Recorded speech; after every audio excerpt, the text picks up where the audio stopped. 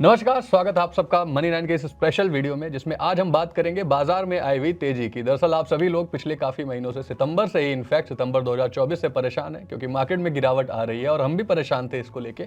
लेकिन पिछले एक हफ्ते में और आज भी, अगर हम पिछले हफ्ते का डेटा देखें तो तकरीबन 1000 पॉइंट निफ्टी में तेजी आई और आज भी पहले सेशन में इस वीक के 275 अंक का उछाल हमें देखने को मिल रहा है। लेकिन ये तेजी क्यों आ रही है? आप सब खुश तो बहुत होंगे आज, और हमारे साथ जो इस टॉपिक पे बातचीत करने के लिए एक जुड़े हैं मेरे साथ संदीप सर, आप भी आज बहुत खुश होंगे क्योंकि मार्केट में रिकवरी आ चुकी है। लेकिन सवाल यह है कि ये रिकवरी आ क्यों रही है। पहले शुरू करते हैं इस वीडियो को यहीं से ही कि आज आप इस तेजी को कैसे देख रहे हैं, क्या हाल है बाजार की अभी? बिल्कुल 6 दिन से लगातार मजबूती देखने को मिली और किसको अच्छा नहीं लगता मार्केट में ग्रीन, और खास तौर पे जब से होली बीती है तब से गुलाल उड़ गया मार्केट का। और आप देखिए हरे निशान के साथ ही कारोबार आज छठा दिन है, तेजी का छक्का लग रहा है आज मार्केट में। आप देखें 950 पॉइंट ऑलमोस्ट पिछले हफ्ते हमने देखा था 22,397 का लो था, क्लोजिंग थी इनफैक्ट पिछले गुरुवार की, और वहां से जो हमारी क्लोजिंग शुक्रवार की थी 22,350 की थी, और आज हमने 22 ही क्यों आ रहा है 22 निकल ही नहीं था, तो 23,600 हमने पार किया, 650 भी हमने पार किया। तो आप मान लीजिए 22,400 से 23,650, तो ऑलमोस्ट 1250 पॉइंट के गेन्स हमने निफ्टी में बनते हुए देखे with in a matter of 6 days. और बैंक निफ्टी में भी देखें तो आज के सेशन में आपको 1000 पॉइंट बनते हुए दिखे, इतना ही सेंसेक्स में हमने उछाल बनता हुआ दिखा, 250-300 पॉइंट जैसे आपने कहा निफ्टी में बनते हुए दिखे हैं। और इनफैक्ट आप देखेंगे तो 1.25% के आसपास निफ्टी सेंसेक्स चले हैं, लेकिन मिड कैप स्मॉल कैप में आप देखिए धुएंधार तेजी हमने बनती हुई दिखी है। बैंक निफ्टी 2% चला और मिड कैप स्मॉल कैप में भी 1.25 से 1.5% के गेन्स हमने आज के सेशन में बनते हुए देखे हैं। तो अब जहां तक तेजी की बात है तो 2-3 फैक्टर्स हैं जो कि इस तेजी के पीछे कंट्रीब्यूट कर रहे हैं। एक तो जो गिराने वाले थे वो अब डुबोने वाले ही कहीं ना कहीं अब आपको तारने लगे हैं। एफआईएस की खरीदारी लौटने लगी है। क्यों लौटने लगी है? हालांकि खरीदारी में शॉर्ट कवरिंग का ज्यादा हिस्सा है। अगर आप इनके आंकड़ों को समझने की कोशिश करेंगे, शुक्रवार का नंबर आप कैश मार्केट का देखिए, कैश सेगमेंट में अब तक की इस पूरे साल में देखिए 2025 में अब तक का सबसे बड़ा खरीदारी का नंबर था। 7,470 करोड़ रुपए की खरीदारी उन्होंने करी है। और इनफैक्ट ये शुक्रवार का दिन पहला दिन नहीं था, क्योंकि उसमें फुटसी रीजिक का भी इम्पैक्ट था, जो फुटसी के रीबैलेंसिंग हुई थी, वो भी स्टॉक्स में जो खरीदारी होती है उसका इम्पैक्ट भी देखने को मिल रहा था। लेकिन आप देखिए बीते 4 दिन का डेटा आपके सामने रख रहा हूं, 18, 19, 20 और 21 मार्च का।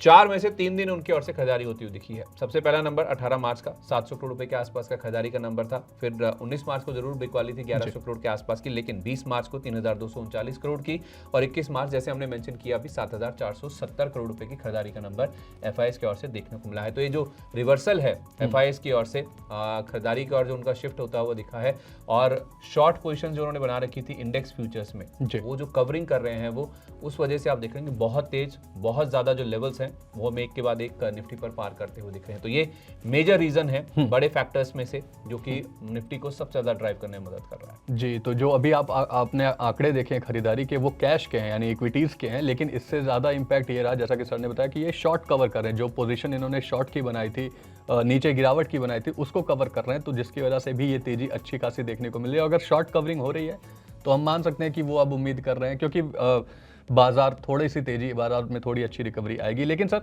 एक जो अहम रीजन था एफआईआईस की बिकवाली का, जो लगातार हमें तर्क बताया जा रहा था कि वैल्यूएशन इंडियन मार्केट्स की काफ़ी ज़्यादा हाई हो चुकी है, उसके बाद ये करेक्शन आई और अब हम 19 के पीई पर भी निफ्टी के लौट आए थे।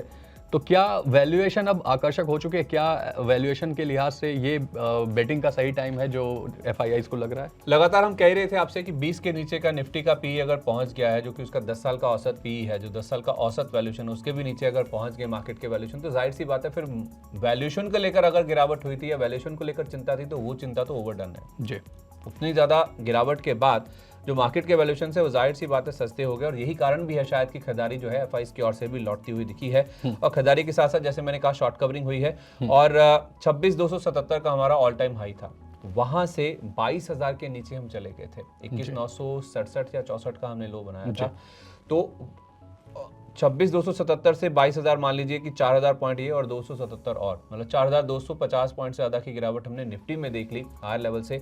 तो उसका इम्पैक्ट तो आपको दिखना ही था वैल्यूएशंस के ऊपर, क्योंकि 2 ही तरीके हैं। अगर आपको प्राइस टू अर्निंग की हम हमेशा बात करते हैं, अगर प्राइस टू अर्निंग में कमी होनी है, या तो प्राइस नीचे आए या तो फिर आपकी अर्निंग्स बढ़े, यानी कि या तो आपका न्यूमरेटर बढ़े या फिर डिनोमिनेटर में कुछ कमी देखने को मिले या वो बढ़ता हुआ दिखे। तो अब डिनोमिनेटर में तो कुछ हो नहीं रहा था, अर्निंग्स में तो कोई इंपैक्ट आ नहीं रहा। अर्निंग्स को लेकर कंसर्न है कि कंपनियों के जो नतीजे आ रहे हैं वो उतने अच्छे नहीं आ रहे हैं।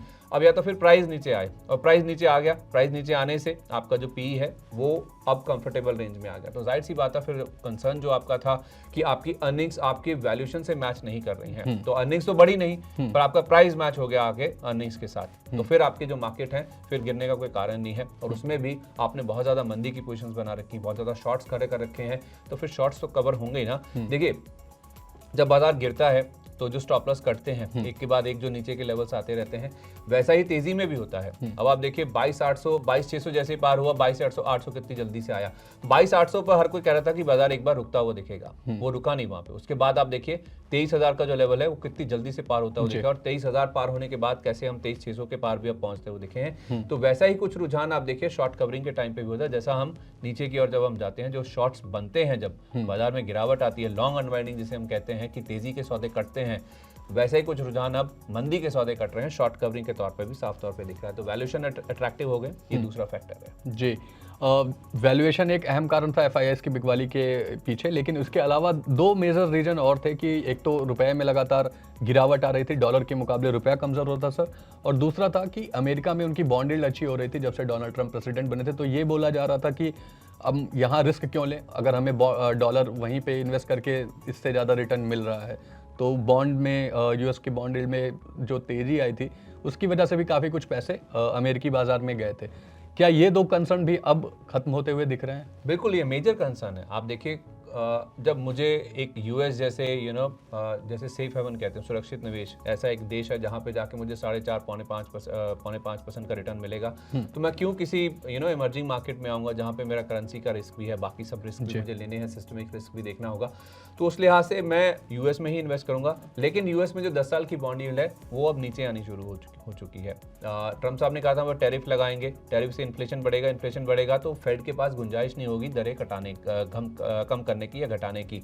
उसी वजह से यूएस में हम देख रहे हैं कि जो बॉन्ड यील्ड थी वो काफी ऊंचे लेवल पर थी, जिस वजह से पूरा पैसा जो है वो यूएस में शिफ्ट हो रहा था। जब एक सुरक्षित, एक बड़े आप किसी ब्याज पे रख के अगर पैसा कमाना चाहते हैं, किसी बड़े जमींदार के पास आप जाके रखेंगे ना, जो कि मजबूत है, जिसकी बैकिंग काफ़ी मजबूत है, तो उसके पास पैसा रखेंगे तो जाहिर सी बात है आप सेफ महसूस करेंगे। आप किसी छोटे जगह पे जाके क्यों किसी छोटे जमींदार के पास रखेंगे जहाँ पे आपका पैसा आपको लगता है कि डूब सकता है या फिर वहाँ पे जाके रिस्क है।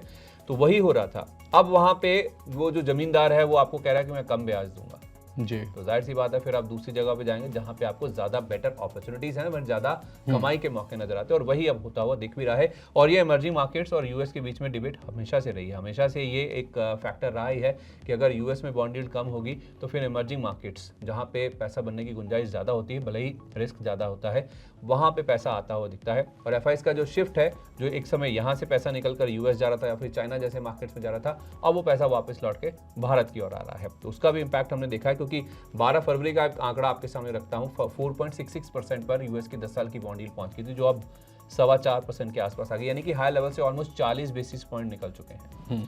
तो उसका इम्पैक्ट तो है ही है, क्योंकि अब जब इस तरह का माहौल बनेगा तो जाहिर सी बात है पैसा निकल के फिर इमर्जिंग मार्केट्स में आता हुआ दिखेगा। अगर यहाँ से बॉन्ड यील्ड और उनकी घटनी है, ब्याज दरें और यहाँ पे कम होंगी। लास्ट बैठक में भी पॉवेल साहब ने कहा है कि 2 बार और ब्याज दरें कटेंगी इस साल, यानी कि 50 बेसिस पॉइंट का और फॉल देखने को मिल सकता है। तो बॉन्ड यील्ड होने का इंतजार नहीं करेगी, बाजार की तरह ही कोई भी इवेंट जो है तो बॉन्ड यील्ड उसको पहले ही डिस्काउंट करने की कोशिश करेगी, और उसी के चलते हम देख रहे हैं कि पैसा जो है वो शिफ्ट हो रहा है। अब दूसरी तरफ इनका डॉलर भी सर्ज हो रहा था, डॉलर इंडेक्स एक समय 108 के पार चला गया, तो जब 104 के आसपास है, इसके नीचे भी आ गया था, 103.50 के भी नीचे पहुंच गया था। तो रुपया हमारा 8 दिन से लगातार मजबूत हो रहा है, और मजबूती भी ऐसी है कि 2 महीने से ज्यादा के हाई पर है। गुरुवार को 86-37 का लेवल था जो हमने छुआ था, और शुक्रवार की क्लोजिंग आप देखिए 86 के नीचे की, 85-97 पर हम बंद हुए हैं। एक समय 86 तो छोड़ दीजिए, हम 87 के भी पार चले गए, तो अब हम 86 के नीचे बैठे हैं। और बीता हफ्ता आप देखिए 1% से ज्यादा का सर्ज हमने देखा है, मजबूती बनती हुई देखी है। और 2 साल का सबसे बड़ा वीकली गेन पिछले हफ्ते निफ्टी में 4 साल का सबसे बड़ा वीकली गेन था, रुपए में 2 साल का सबसे बड़ा वीकली गेन देखने को मिला। अब इसमें वही है, अंडा पहले आया मुर्गी पहले आई। एफआईज वापस लौटने लगे इसलिए रुपया मजबूत हुआ, रुपया मजबूत हो गया इसलिए एफआईज लौटने लगे। अब ये डिबेट चलती रहती है, लेकिन ये हम पहले भी डिस्कस कर रहे थे कि एफआईज इसलिए बेच रहे हैं क्योंकि रुपया कमजोर हो रहा है, या रुपया इसलिए कमजोर हो रहा है कि एफआईज बेच रहे हैं। अब उसका उल्टा हो गया जी कि रुपया मजबूत हो रहा है इसलिए एफआईज लौटने लगे, या एफआईज की लौटने की वजह से रुपया मजबूत होने लगा। तो वो वाला फैक्टर तो हमेशा रहेगा ही, आपकी करेंसी वाला इंपैक्ट तो है ही, क्योंकि कोई भी अगर आप इंडिया में आके पैसा लगाएगा, मान लीजिए सिर्फ एक एग्जांपल दे रहा हूँ, खुदा ना करे ऐसा कुछ हो जाए कि 100 रुपया आप $1 के सामने जब आप इंडिया में पैसा लगाने आएंगे तो आप डॉलर आपने इंडिया में लेके आए, 100 रुपये आपको मिले, $1 आपका 100 रुपये का है। लेकिन जब आप वही वापस जाएंगे तो उसको डॉलर में कन्वर्ट करके लेके जाएंगे, रुपया तो लेके जाएंगे नहीं अपने देश में। अगर आप एक विदेशी निवेशक हैं तो आपको 103 रुपये देने पड़ेंगे जी, वो क्योंकि 3% के आसपास का हर साल आपकी करेंसी डेप्रिसिएशन दिखाती है।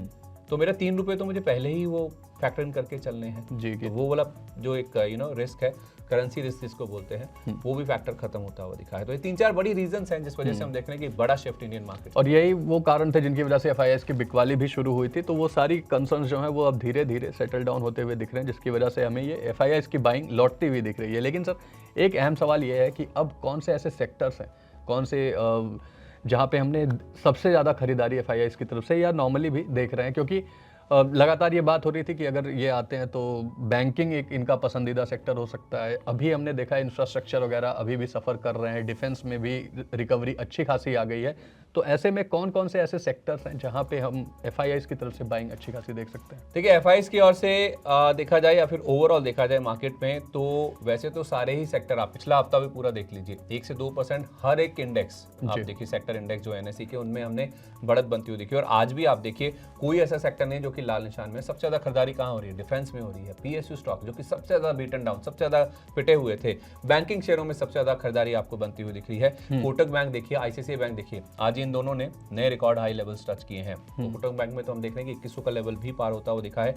इसके अलावा रेट सेंसिटिव देख लीजिए, आप रियल एस्टेट को देख लीजिए, आप तेल गैस देखिए, एनर्जी देखिए, इनमें भी जबरदस्त उछाल है। कल एक खबर आई कि पीएनजी-आरबी ने कुछ नए प्रपोजल दिए हैं, तो उसका टैरिफ को लेकर उसका इंपैक्ट हम गेल जैसे स्टॉक, जीएसपीएल जैसे स्टॉक, जो बाकी आईजीएल जैसी कंपनीज हैं, उन पे आते हुए देख रहे हैं। और बीता हफ्ता आप देखिए रियलिटी इंडेक्स के लिए तो शानदार था, 10% के आसपास की तेजी हमने रियल एस्टेट इंडेक्स में बनती हुई दिखी है। अगली पॉलिसी में भी एक्सपेक्टेड है कि आरबीआई की ओर से भी जो दरों में कटौती है वो होती हुई नजर आएगी। तो हमारे लिए अब जो सिनेरियो है ना, एक मैं कहना नहीं चाह रहा, डीकपलिंग जैसा बनता जा रहा है फिर से कि यूएस को हम देखेंगे नहीं, परवाह नहीं करेंगे।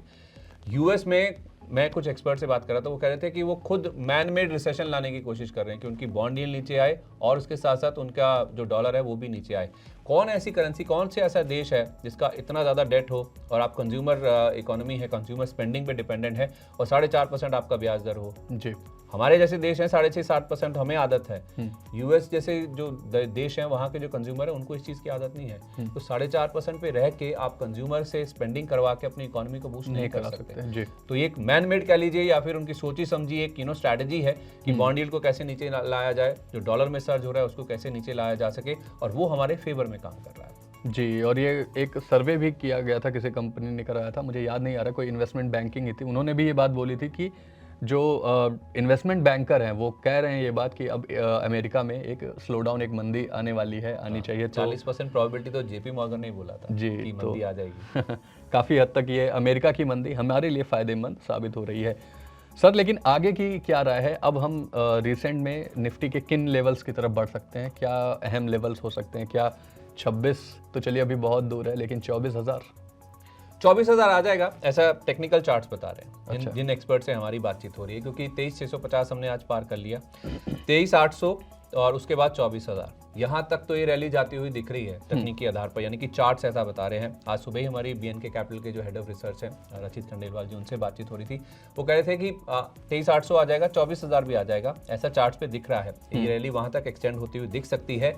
लेकिन इस रैली में भी ये जो बढ़त बन भी रही है, अगर आपने नीचे में लिया है 22,000 पे लिया या उसके ऊपर लिया 22,500 तक भी लिया हुआ है, थोड़ा थोड़ा करके, धीरे धीरे करके थोड़ा थोड़ा मुनाफा आपको वसूली करनी चाहिए, क्योंकि मार्केट है, नेचर है मार्केट का वॉलेटाइल, ऊपर नीचे हो सकता है। और अब मार्केट के लिए आगे क्या दिक्कत की बात है? आगे है 2 अप्रैल, 1 अप्रैल नहीं, जानबूझ के 2 अप्रैल चुना गया है क्योंकि अप्रैल फूल्स डे है, तो ट्रम्प साहब ने खास तौर पे 2 अप्रैल का दिन चुना है। 1 अप्रैल को रिपोर्ट आ जाएगी बात एजेंसीज की कि किस तरह से रेसिप्रोकल टैरिफ्स लगाए जाने चाहिए, और 2 अप्रैल वो दिन है, शायद वो ऐतिहासिक दिन हो सकता है जब ये टैरिफ लगाने की बातचीत की जाएगी। हालांकि आज सुबह ही रिपोर्ट थी कि उन्होंने कहा है कि जो टैरिफ्स हैं वो लगाने में हम फ्लेक्सिबिलिटी अपनाएंगे। तो कहते कुछ है करते कुछ है, लेकिन फिर भी 2 अप्रैल को वो क्या करते हैं वही हमारे लिए एक दिक्कत की बात हो सकती है। और इधर 23,800 और 24,000 का लेवल। तो टेक्निकल्स, इवेंट्स और फंडामेंटल्स को भी आप ध्यान में रख के चलिए। नीचे में लिया है, थोड़ा थोड़ा मुनाफा वसूल कीजिए। 23,800 24,000 आता हुआ दिख रहा है, लेकिन इसका मतलब ये नहीं है कि आप बिल्कुल ही लेजी होके या फिर बेफिक्र होके आप उसमें अपने बने रहिए अपनी पोजीशन में। थोड़ा थोड़ा मुनाफा वसूल कीजिए, ऐसी राय एक्सपर्ट्स की आ रही है। क्योंकि आगे काफ़ी कुछ अहम इवेंट्स है और सबसे बड़ा इवेंट टैरिफ का ही है जो 2 अप्रैल को डोनाल्ड ट्रंप साहब ने बोला है। तो बिल्कुल 23,800 से 24,000 तक की रेंज बीएनके कैपिटल ने बताई है। लेकिन आप जो फंडामेंटल ट्रिगर्स हैं, जो इंपॉर्टेंट ट्रिगर्स हैं, उन पर भी नज़र रखिएगा और ऐसी आंख बंद करके बाइंग या आंख बंद करके सेलिंग मत करिएगा। 2 अप्रैल एक अहम दिन होने वाला है, उस दिन को ज़रूर ध्यान में रखिएगा। Sandeep sir, thank you so much हमारे साथ जुड़ने के लिए और अपने बेहतरीन इंसाइट्स शेयर करने के लिए सर। बहुत धन्यवाद। साथ ही आपको ये वीडियो कैसी लगी, उसके बारे में अपनी राय क्या है, आपकी सारे ही मार्केट की तेज़ी और जो हमने आपसे बातें की उसके बारे में हमारे साथ कमेंट में ज़रूर साझा करें। और ऐसे ही इंटरेस्टिंग वीडियोस के लिए देखते रहिए मनी9।